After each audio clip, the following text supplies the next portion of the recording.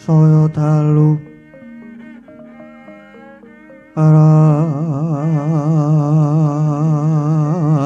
aras apyara sorot lintang bangku madap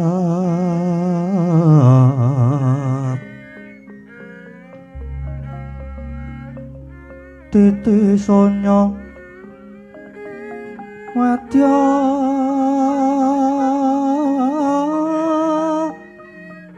ratri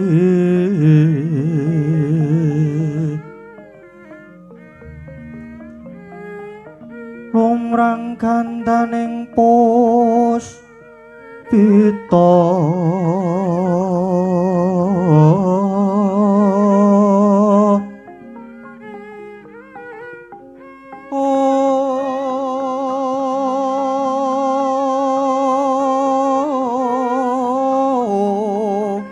karenggiwan putyanira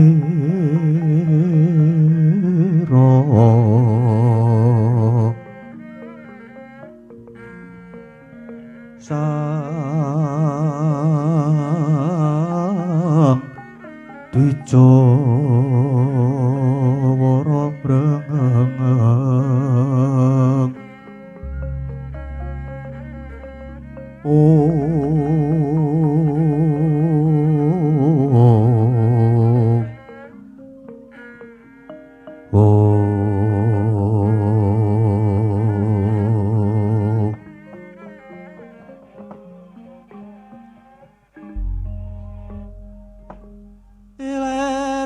iler-iler tandure wasumiler ijo royo-royo tak sekedar manten anyar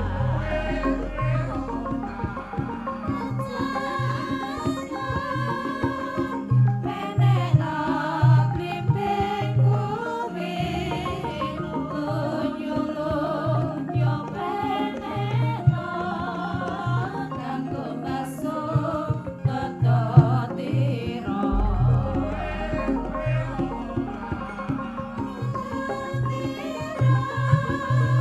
umite kandhaing pinggir kemana jumatono kanggo sepo mangko sore mumpung gede rangkulane mumpung jembar kalangane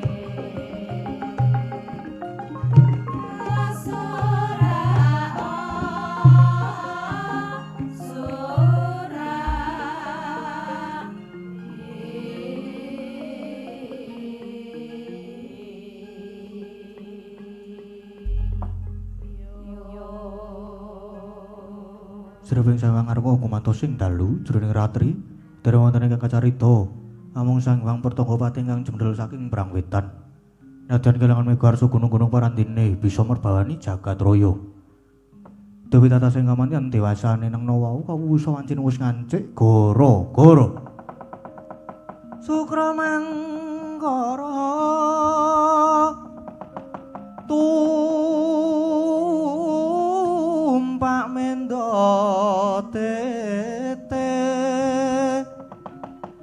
tete kalapa sumawur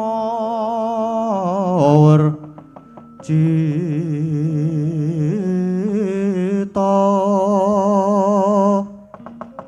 anggara rakata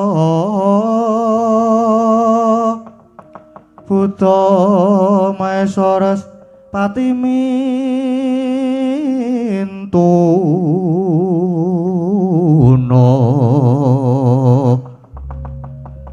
eka dwi tricatura panca sajapta astana dasa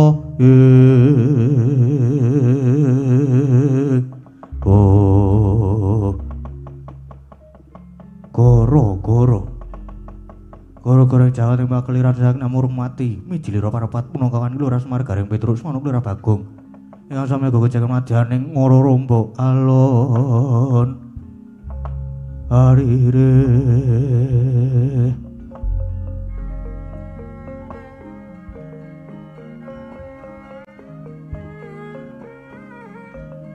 Om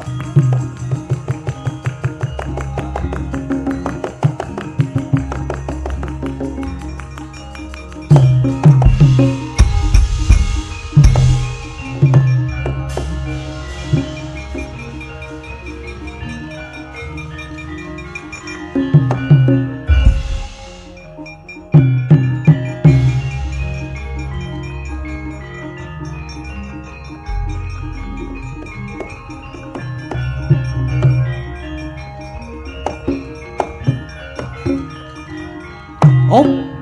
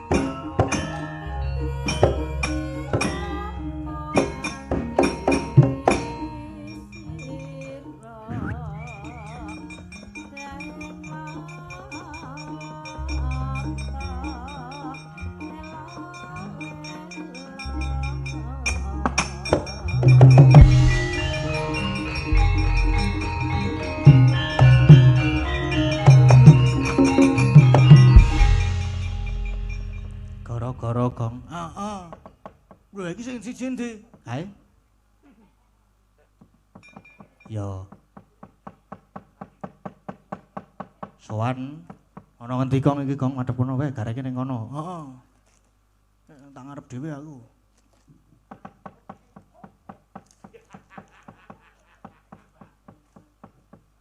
Iki nek dadi perane Petruk terus ngundang tetep Kang Gareng. Masa arep Mbah. Lagi iki lho aku metu anyep. Wah, dasare wone asos kemrenyes kaya main ning jero kulkas iki. Nggih maklum Mas wong Semarang iki kota pantai panas dadi sapa mriki kademen kula. Nggih. Lah sami kula nggih kademen iki kula pun kepoyok niki. Heh? Limbukan wae lho kepuyuh kula niku. Waduh. Lah senom kok klepe wis rusak. Napa? Ayo dimpet. Lah nek ora tak ampet tenan metu ket mau to. Wah ya. Aku iki mongko sok-sok ora iso ngempet lho. Wong pantangane dalang ya salah sijine kuwi kok. Kene iki wancine gara-gara ta iki? Gara-gara ngono iki pisan. Tak kira lali ra nggo gara-gara. Ora mau ya. Biasane yamen iki aku wis mulih lho iki. Iki kok lagi acak gara-gara. Ha biasane iki ra biasa. Kabeh iki beradaptasi. Nggih. Jadi tidak boleh ego disingkirkan, kita adaptasi dengan apa yang ada. Nah, itu. Goro-goro. Nggih. Goro-goro ki gotong royong gogoh-gogoh rasa. Gotong royong gogoh-gogoh rasa. Rasa dadi Aku wancine wong gogoh liyane kok. Apa? Nah aku senengane gogoh-gogoh liyane. Oh mulane ya ngompol kuwi kok. Gogoh iwak barang ngono kan ning kali. Oh gogoh iwak nggih. Nggih nderek wungon kok Mas. Nggih. Nggih nderek wungon anggenipun ingkang kagungan kersa tasakuran putranipun dipun supitaken. Nggih. Wah ya abote duwe anak, tujune anakku ki cewek kabeh. Anakku ki cewek loro kabeh. Piye to? Kok cewek loro kabeh? Loro cewek kabeh. Nah, kuwi. Angger samene iki butek kene iki. Dadi cewek loro cewek kabeh. Nggih. Dadi ora tau nyupitke kaya panjenengane Pak Eko iki. Lah nek ngono jenengan mohon supit melih, Mbah. Apa? Supit melih. Ah disupitke ya percuma ora berfungsi. Wo. Ya ning kaya kari delok mungsuhe. Ora iki ngrembug bab anak kok Mas. Nggih. Kenapa panjenengane Pak Eko ki apa syukuran nganti kaya ngene iki ya mergo anak. Nggih. Kowe ngerti tegese anak, bola-bali wis tak utarakan. Napa nek anak? Anak kuwi ANAK. A kuwi anugerah saka sing gawe urip. N Nantinya sebagai penerus garis keturunan. A. Akalnya harus kita isi dengan ilmu yang berguna. K. K. Kolbunya juga harus kita tata dengan norma-norma sopan santun yang ada di kehidupan ini. Waduh. Top. Jadi anak ki aja diculke maneman penerus garis keturunan kok. Aku ki yen bangsa uncek-uncek wis pokoke iso pokoke. Wis kowe njaluk tak unceki apa? Tak uncekane. Aku ya kerep ngonceki. Sop apa? Sing mbok unceki apa? Buah-buahan. Oh, yen aku rasa dadak diunceki. Lah nek ra diceki terus kepiye? Ah wis mbok piakale. Kok rebo kok tekan didi? Asem ra apa-apa ya malah gayeng kok. Wong iki alam-alaman, iki lek-lekan alam-alaman ngudal kawruh, adu pengalaman. Yen bab pengalaman mungkin kowe karo aku kalah akeh mergo laire dhisik aku. Dadi ambak-ambak dalan kuwi sebagai pimpinan ning yo aja nganti alergi tumrap anak buah sing luwih pinter. Ngono. Dadi dalang ki memang tegese ana. Dalang. Nah, dalang ki dalam bekerja menjadi seorang pemimpin pagelaran wayang kulit. Lang kuwi langkahnya selalu diikuti oleh anak buahnya, Yoga lan Sinden. Kuwi dalang. Niyaga. Nggih. Niki niatipun nderek ngregengaken pagelaran wayang kulit. Ya ki yasa iringan murih saenipun pagelaran wayang kulit. Go sego. Go kok sego. Go ki gotong royong caranipun nyambut damel. Dadi yoga ki gotong royong nabuh siji nabuh kabeh. Yen ditabuh dhewe-dhewe ora bareng ya ora apik, ora penak dirungokke. Beda yen sinden iki sinden saiki sing tak rembug ya. Siki sinden siki siap nampa perintahing dalan. Lah iki sing jaman saiki den kuwi den rungokke ning ya den sawang. Dadi mula sinden saiki iki ayu-ayu. Nggih. Dandan yo ayu mergo yen sinden biyen ngungkurke penonton. Mula yen biyen mung dirungokke suarane, saiki ditonton rupane. Kula beda taun beda cake. Ngono. Wes kuwi tekan kuwi aja penyanyi, aku kan penyanyi rawani aku. Kok nyanyi ketok udele barang ngono rawani. Oh. Kula ya ora wani. Geronge ra ono minggat ngono kuwi ning ndi. Wah, ya wong ya yen beda meneh kaya aku ki dagelan. Daki dadi penggembiraning swasana panggung. Gelem sinau nadyan wis payu. Lan lancar lan urane rezekine gumantung srawunge karo wong liya. Lho, kowe nadyan sok yen wis iki Mas. Saiki tak takoni kowe kepengin dadi dalang laris apa payu? Kula. Wis, milih salah siji. Pengen dadi dalang sing laris apa sing payu? Laris ya payu. Kon milih kok. Lah iki yo milih kok. Milih ya salah siji, salah loro lah ya nol. Yen aku dalang dagelan yoga milih dadi dalang sing payu.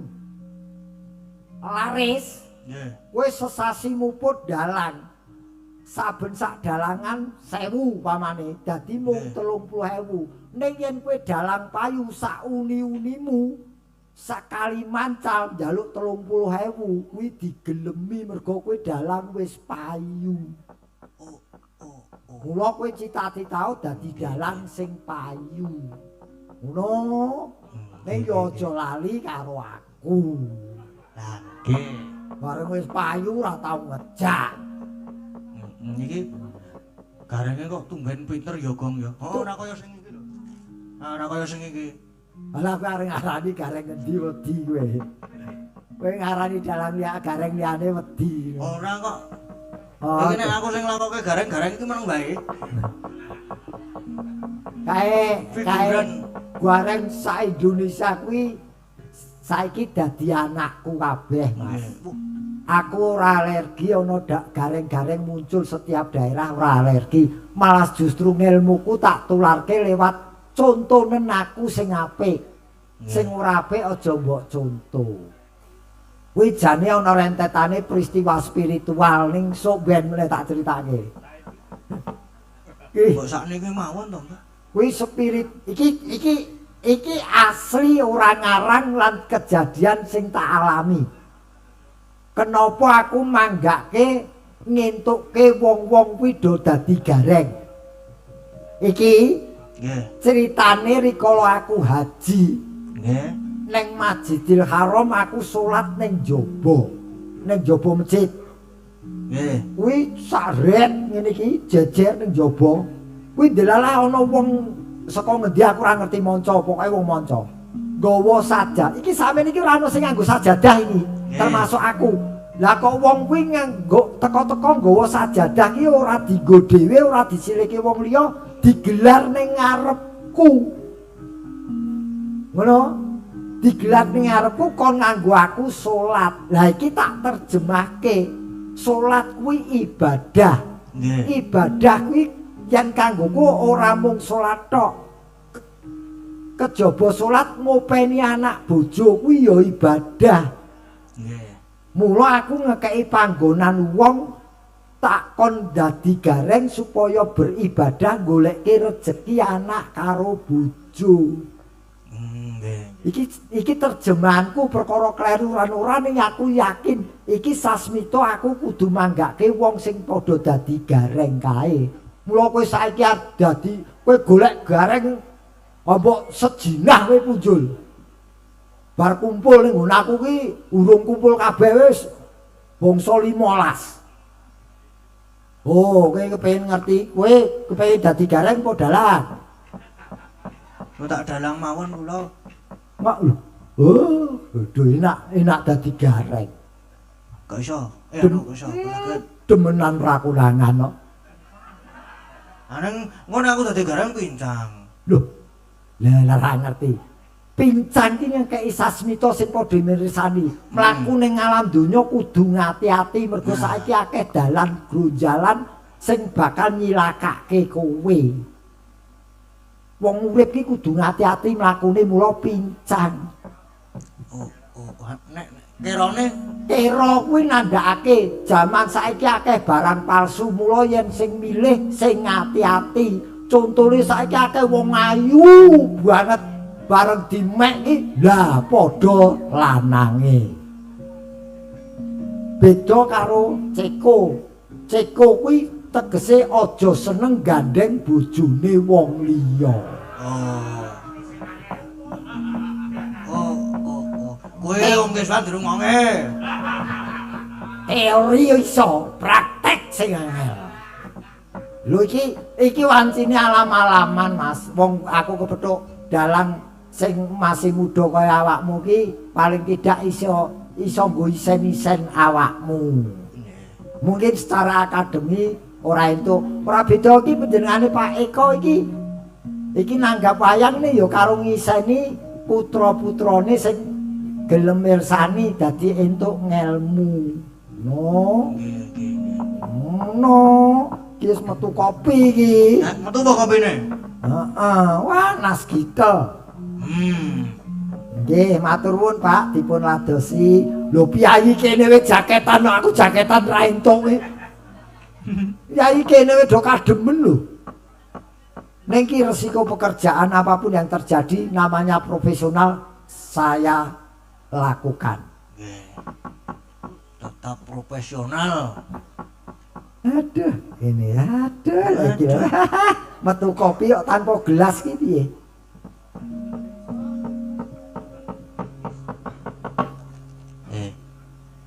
Mbah Dereng, Nun, niki kalih nilai pamundutan iki wau mlebet melih. oh napa Mas? Nggih, niki enten kanggo tembang Putra Nuswantara. Oh, sae.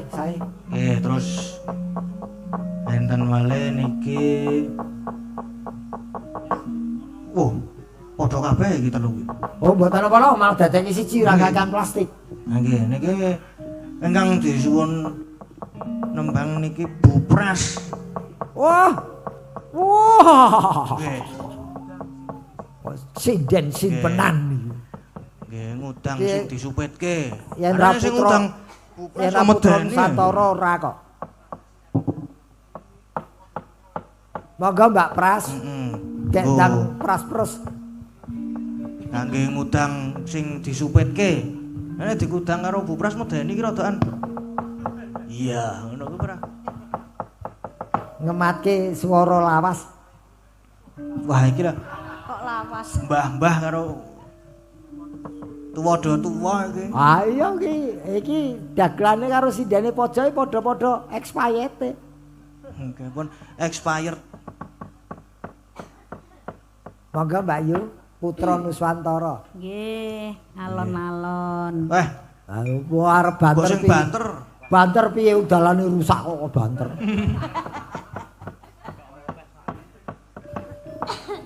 Besok arep tak laporke Pak Lutfi yo. Nun, Arep tak laporke Pak Lutfi, Pak, nggen telat atu manggung mriku dalane rusak mbok dandani. sinten niku? Iya sih, Dok. Oh ya iki ora ngerti yo engko cah Lah nggih Yogya. mboten ngertos kok kula niku. Gubernurku. Oh, nggih nggih. Monggo Mbak Pras. Nggih, Mbah Pras monggo Mbah Pras. 200.000 untuk Bu Pras. Waduh. Neng Piye neh? potong pajak Ora yo 100%. kekno to, kekno 200. Kuwi sinden sakminake sing resiko mung Pras Triwi tok lho. Heeh. Kae mburi tanpa debok ki masuk angin lho. Nggih. Adem banget ya Pak Gareng.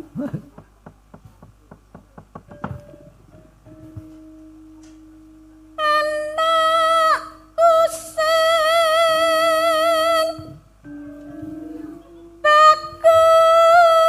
Bagus kok bagus. Bagus kok bagus. bagus. Meneng wae Mbak kuwi nadyan nom budheke kumat. Cethone kok ngono kakus. Nah, to. Saka kene iki pakus. Sapi teng. Lah wah do banget tekan sapi teng bareng. Pras TV kemproh.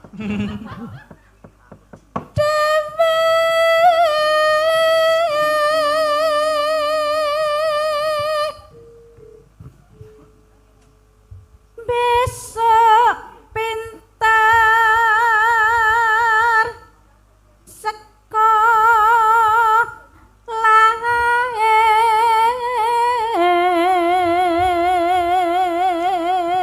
Pangudange Pak nggih Pak Eko marang putrane Mas Ari. Nggih, kangge Mbak Pras-pras nggih. Aja dikondeli iki.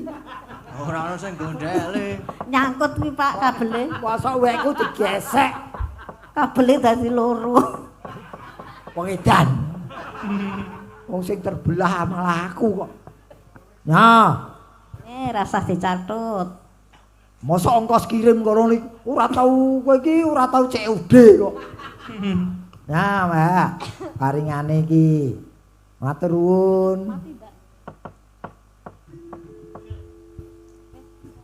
Yen wis bisa nyambut gawe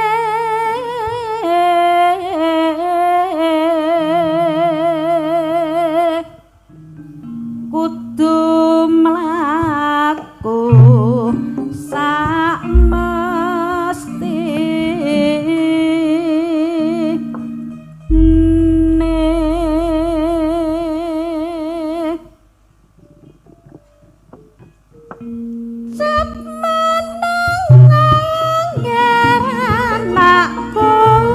aja pijar nangis wae anakku sing bagus dhewe besok pintar sekolah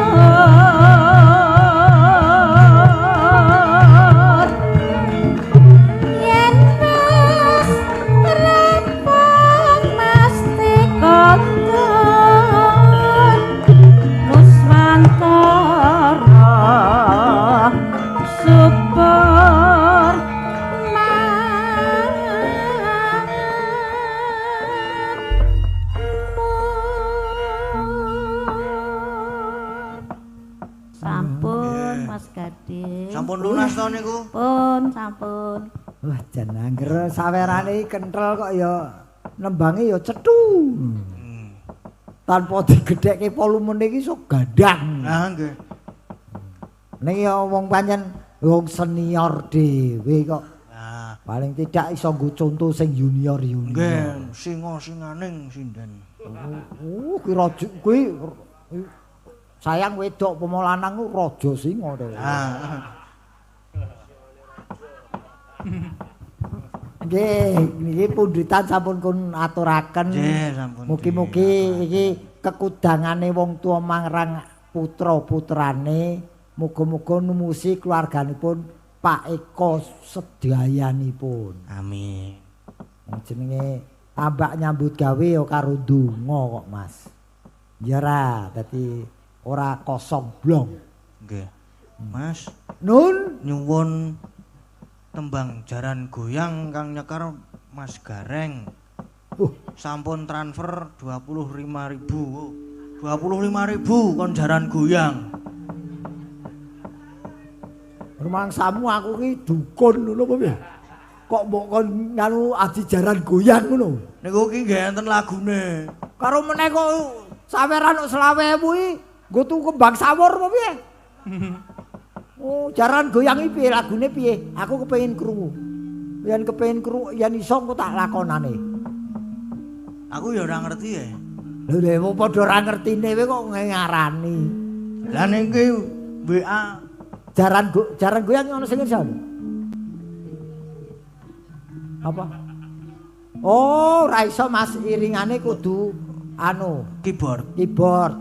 Ora iso. Jaran. Nggih mboten saged wong mboten sik request kok. Nggih. Nggih.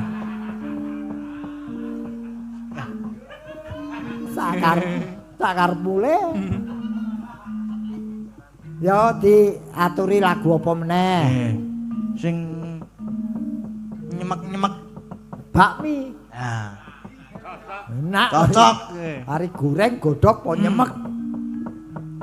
Apa nyemek-nyemeki apa? ya kutut manggung bangsane jineman-jineman Lagu wis langgam jinem iki seneng aku kok. nun Oh jinem iki seneng. Mlakune kasar lho, kasar-kasar. Jineman to maksudnya. nggih Sing di, sapa sing di? Lah Mbak iya, Ayu. anakku wedok ki lho. Oh iya. Ora mung lagu modern mbok sing lawas sapa, Nduk? Sing lawas jineman Selawas apa? napa kutut manggung Apa? Jineman apa? apa Ular keket, gading glinding anu glinding gathek glinding. Gathek glinding. gading glinding Gathek glinding karepmu, songobang karepmu, kleyang karepmu. Aku wis ngecap jikya iki wis. Nggih, pripun Pak De? Lagune apa? Gathek glinding. Jineman. Gathek glinding. Nggih monggo. Ya wis, jagoku kuwi. Hari rabas apa ora kok? Lendro Mbah Geter. Walah. wah aku lagi ngerti iki Mbah Geter soft spoken Iya. Wah, lanang-lanang dah. Wah. Aja ngoyo-ngoyo. Alon wae sing ngender simbah. Ayo, Nduk, ketokno katiasamu, Nduk. Nggih. Kinupita kangku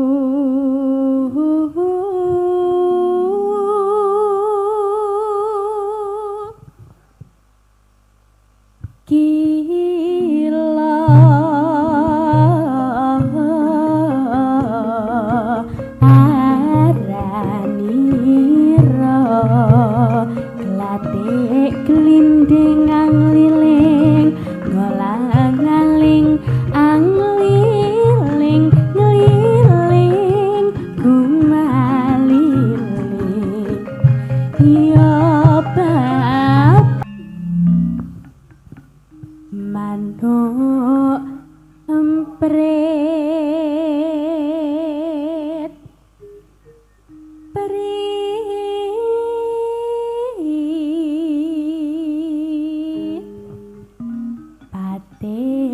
cruwit-wit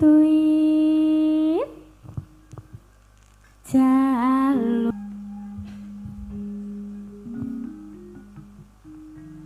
manuk betet. Isine manuk tok to iki.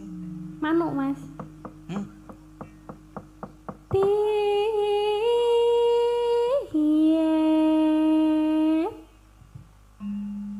pating cruwet-wet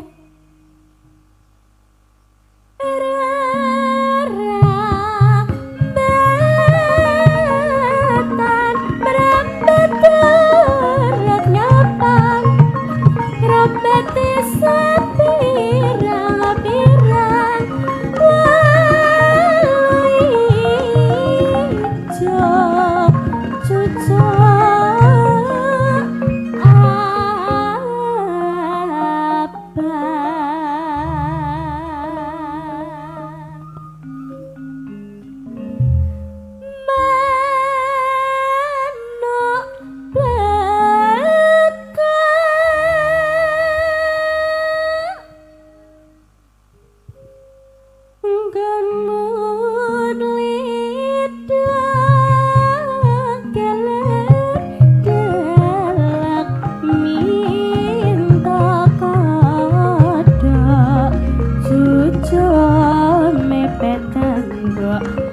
jejer aning taledo angalire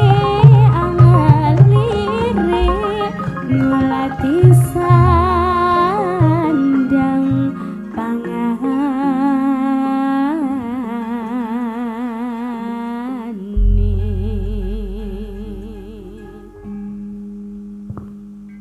sampun Wah, iki ngenteni manuk. Manuk murai kok ora ngono. Manuk murai. Manuk bangu. Wah, iki lho, iki ketok kualitase. Nggih. Dadi ana tembunge sing anyar dipelajari, sing lawas aja nganti lali. nggih leres Dadi adek glindingi mungkin aku rung lahir wis ana. Ngono dadi nganti saiki ya isih lumati tur ya enak dirungokke. Nggih. Nyak-nyak. Nah, bakmine enak. Heeh. Nyemek. Nyemek cocok. Iki nyemeke wis. Ae. Nyemeke lak wis laku sing nyemek-nyemek. Iki aku entuk basap meneh iki, Mbah. Kok ngunamu sinyale gede, ngunaku ora iso blas sih. Nun, Ngunaku lho sinyale ora iso blas. kertune apa? Apa? Kartu domino. Mun aku sanggong. Lah ora lho pundutan iki apa? Iki ding ora ngira ding. Lho. Kok ora ngira iki apa iki? Apa ora ngira? Heeh. Lagu Agus apa? Kutluk sing njaluk. Ora ngira. Heeh. Sing njaluk Agus Kutluk. Oh, ora ngira. Ora ngira ya apa sing lagu lawaske? Ora ngira bareng wis kagerti. Oh sapa ngira to? Ya apa kuwi lagune aku ora mudeng ora ngira kuwi. Ora ngira. Ora ngira, Nduk. Hah? Bukane saking Bonang. Suara sing bener. Waduh. Lho aku ki manut kowe kok. Dung dung dung dung dung dung dung dung dung.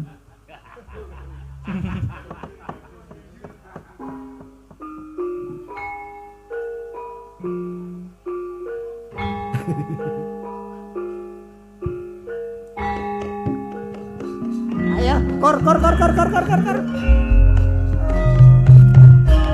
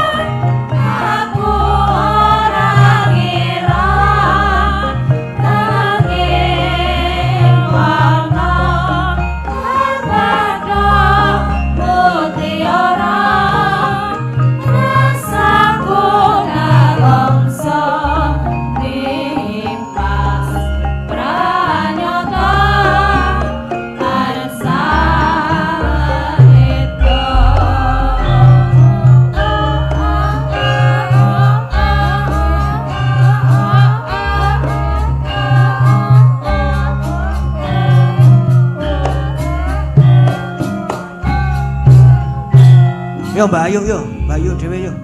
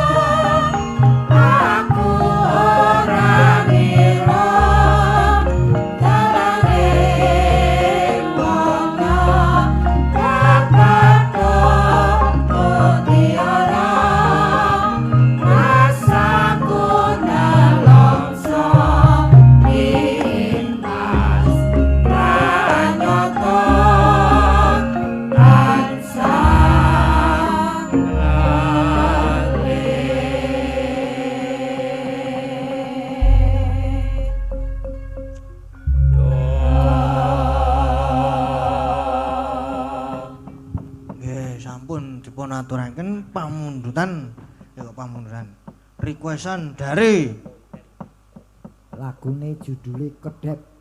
Nun Kedep kok iso kedep mermelek iki. Kedep. Ya pinter eling gawe ya Mas. Dadi dirungokke nganti saiki ya kepenak angler wah ring ngrungokke iki karo udut ngono ki mangsaku ndang cepet entek. Nggih. Panggarape sing dadi panggarape. Mula ya bali meneh aku salut nadyan iki sing nom-nom ning nggon lagu-lagu lawas diudi lan diapalke malah kepara apik. Nggih. Ngono lho Mas. Iso nggo conto liyane. Tujune saiki akeh pengarang lagu ya Mas. Nggih. Ada pengarang lagu, pengarang cerita. Heeh. Oh, kabeh-kabeh tempat piknik Gunung Kidul. Masuk kowe ora usah disingkat. Ora kurang cukup diwaca dawa ngono kuwi. Ora nyingkat. Nek disingkat mengko ndak. Nadyan aku ya wingi bar saka kono niku ora tak singkat aku. Mengko ndakne wedine nek disingkat tempat wisata. Tempat piknik. Aduh seneng aku. Seneng aku kepethuk kowe iki seneng ya diseringi ngejak kowe Mas. Ayo wong jenenge kumpul ki tambah kanca kan tambah sedulur. Nggih. Tambah kanca ya tambah rezeki. Ya tambah rezeki. Yen ditanggap. Lah niku. Nggih. Nggih. Nek kula niku sok nek kumpul ki iso nambah kanca, nambah sedulur gitu. Nggih. Lah kula kumpul karo Om Keswan niku malah tambah boros, tambah boros. Awe numpakmu Honda 70. Lah niki mau teng transit wae kula pun dipalaki jarum super. Oh. Niko sing dikongkon niko. Ono tukokno jarum super. Sing aku siji. Keswani. Kongkon karo niku kancaku niku, Mbak. Mbak. Ora jane iki yoga apa Tarsan kok gandul. Terus kae tukokno jarum super. Terus ditekone karo kuwi. Lah duwite endi, Om? Aku duwite gading kuwi. Wah. Loh, ning wong iki mbok anggap sesepuhmu ora ana ilange. Nggih. Dikerepi ngekekno, boros-boros. Nggih, ora apa-apa. Boros tur tekor. Nah, sesuk mulai nyate, Om. Nek wis buka. Kancane do ribut omong-omongan ki, Lasimin iki malah ngentekke gedang. Sapa? Sinten? Lasimin. Lah niku nek niku Lasimin. Apa? Sik teng mriku Lasirun. Solikin kok Lasimin. Mungkin tak gedang sajen. Nggih, monggo Mas derek kula. Nggih tetembangan melih. Tang siji loro. Nggih. Siji loro telu. Kameramene ikut bervokalia. Lagu apa? Bersemangat ya iki. Ora apa-apa. Sing kene iki. Ora semangat kademen kok ya. Heeh. Lagu apa meneh sing dikersake, sing lawas. Napa sakniki saking Simbah Gareng riyen. Oh, njaluk ya njaluk. Giliran nggih. Lagu lawas wae. Wong aku karang tatahan lawas kok. Sing lawas. Lha iki mau sing tak ucapke. Kira-kira apal apa ora? Nek aku cethole ora. Ora iki mau wis tak ucapke ana sing nyaut ya apal. Napa? Sapa kira kuwi? Sapa ngira? Sapa ngira? Nek karo ora ngira sapane kowe? Heeh. Ayo Nduk, sing apal nyanyi, sing ora apal mulih. Waduh. Patine gelem. Tatin, anting kok anting. Mbah Gareng. Sapa? Mbah. Jenengan pengen tegan ora, Mbah? Kepengin. Nika lho mang menek mriku niku. Mangsamu bajing mbok aku. Wah, sembrono. Lah turune Bae nang malu. Tegan. Kebonku lho, isine klopo tok. Klopone siji bajinge 10.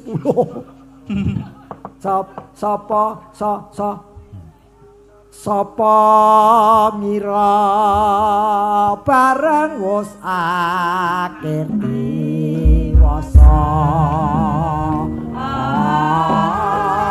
Kandang tandu solai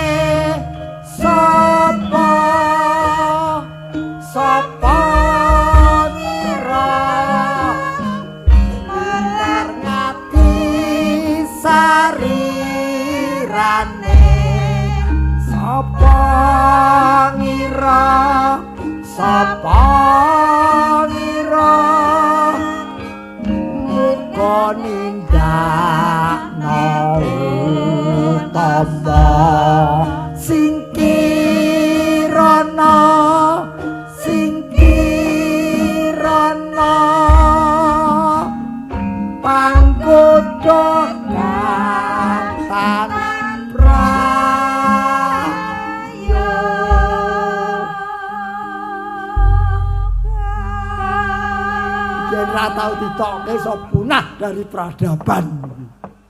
Iki wong iki nggih nyuwun pangapunten lagu lawas nggih delalan iki Anoman panjenengan ya yen kumpul aku kadang kala ya sok seneng aku ngudal-ngudal sing wis kependem Mas.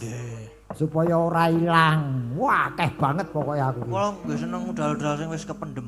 Heeh, sing ketutup yen kowe iki ora kependem. Kowe ngudal-ngudal sing ketutup. Sesuke tanggaku goleki. Ora kok teloku ilang sitok ya. Ben tak bakar kok. Nggih. Ngaten niki wong nggih kangge tamba kangen. Sapa ngira to awake dhewe sak rombongan iso sowan tekan kene. Sapa ngira to tambah srawung piyayi kene. Mula nggih sapa ngira. Akeh jane aku.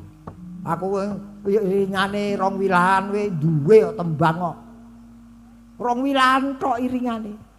Napa nggih? Klopote putih-putih, klopot putih, bakone bako semprul, dung klung, dung klung, dung klung, ki sewengi dung klung, dung klung. Ah sengklembah nek ngono kuwi sewengi. Lah ya rong wilahan tok ngirit kuwi. Kuwi mbok menawa. Dicoba apa, Mbah? Kuwi mbok menawa ora mbok menawa wilahan-wilahan sing ilang kuwi ya nggo ngiringi rong kuwi. Ngono aku ngesti Pandhawa ku ya ilang wilane aku. Panen bajigur tenan wong. Mosok wayang Grogro Kasem main seminggu pisan gamelane colong wong. Bangetan barang kok maling kok picek. Nesu aku. Lah nek malinge picek ra iso nyolong no, Mbah. Heeh. Ah. Ya maksud iki ora duwe perasaan. Nah. Ngoten Mas. Semana nek maling kuwi duwe nggih nyuwun pangapunten kula ngedalaken lagu-lagu lawas. Nggih, mboten napa-napa, Mbah. Iki sing diarani kendangane Sunda Jawa ya iki. Jae Sunda ora Sunda Jaipong, Sunda Jawa. Nggih. Ngaten Mas ngono ya. Rada tak sengkake. Nggih. Apa anggere ngene iki kudu Sak lagu melih. Loh, aja meneh kok sak lagu, sak celana tak lakoni. Rong lagu. Aja. Gak ganep ora seneng aku ganjil. Ya, 3 berarti. 3. Heeh. Kakean warken. Lurus tengah. Lurus tengah. Tengahane ora ana lagu kok tengah lho. Ya 1 apa 2 apa 3 kare manut aku. Lagu apa, Mas? Kudangan. Udangan iki ya kuno ning ora kuno banget. Kowe percaya kena ora kena. Biyen aku gek dadi wayang cilik-cilik bangsa lair-lair. Ki anggere joget iringane ya kudangan kuwi. Abimanyu lair, terus apa Wisanggeni lair, utawa apa sing bangsa lair-lair lagune ya kudangan. Tak dang yo ngene iki wayang joget. Ngene iki. Oh aku biyen ya wayang cilik bareng. Saiki bangkokan dangkrokan. Ning kondangku biyen dadi Bambang Semboto. Dadi Bambang Bambang Semboto. Mergo jogete lucu, tur poe cocok. lucu, omongane Angko yen aku omong diamput dikira kasar. Ora yo pancen kuwi nganu sejiwa karo rasaku. Saiki kudangan. Nggih. Kikur supaya gayeng. Kur ben gayeng. Tak pirsani ya, Dok.